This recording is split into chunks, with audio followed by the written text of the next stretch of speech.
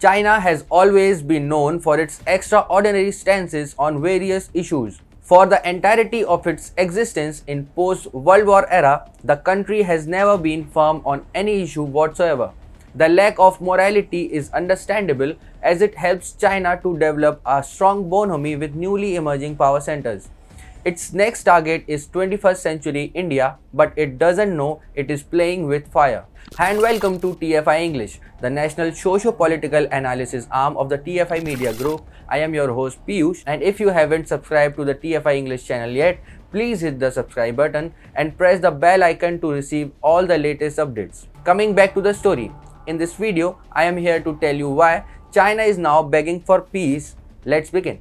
As soon as Galwan tussle kicked off, China felt as if it is its moment of reckoning. But 2 years down the line, the communist nation is back to square one. It has realized that without India, it cannot even move a whisker. That is why it is trying to course correct. Trust me, China is begging to have peace with India.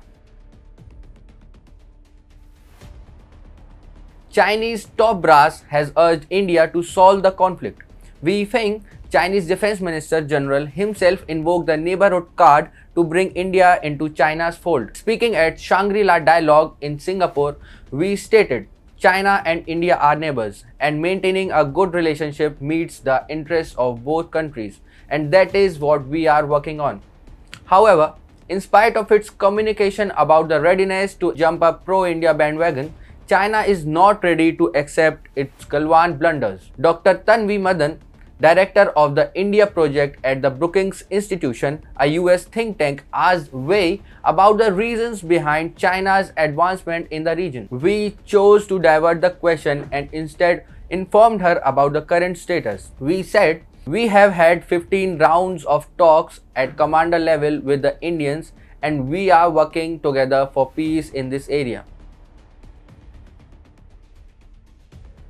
China's change of heart may be a deceptive approach, but the very fact that it wants India on diplomatic table tells us how much damage it has been inflicted upon China after the Galwan Valley clashes. In the aftermath of Galwan clash, PM Modi realized that China is not going to be an all-weather friend.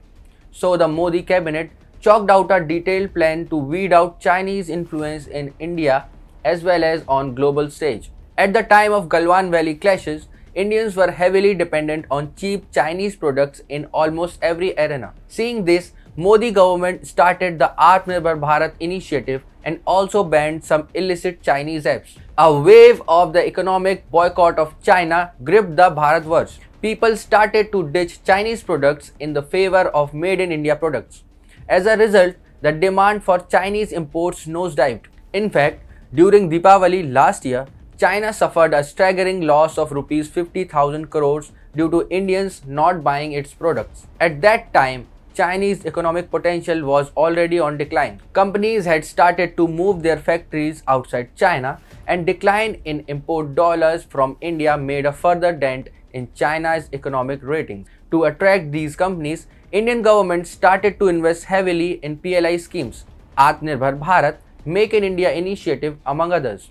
As a result, India is now the hotbed of companies looking to relocate their factories established in China. But just economic victory is not enough. It was important to clip the strategic wings of the paper dragon. India led an all-out diplomatic offense against the Xi Jinping and his regime.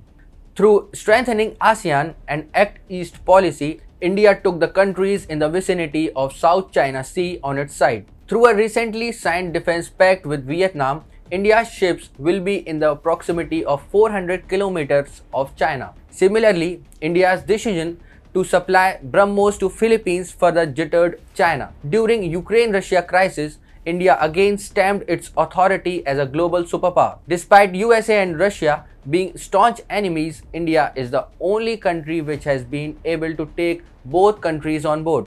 Its ever-reliant bond with Russia is getting stronger day by day, while by leading the Quad, India has taken USA on its side too. Indo-Pacific Economic Framework is a further jolt to China's dream of replacing the USA on the global stage. and India on the regional one. After analyzing India's initiatives, US authorities are now openly stating that China's infrastructure projects in the region coerces other countries to indulge in conflict with China. Uncle Sam has also termed Chinese infrastructure projects near LAC as alarming. To counter Chinese aggression, India is also boosting infrastructure in the adjoining area. Our recent decision to engage US troops in high-altitude military exercise sent another warning to Chinese regime. PM Modi sent China into strategic oblivion. The country is not able to find any ally.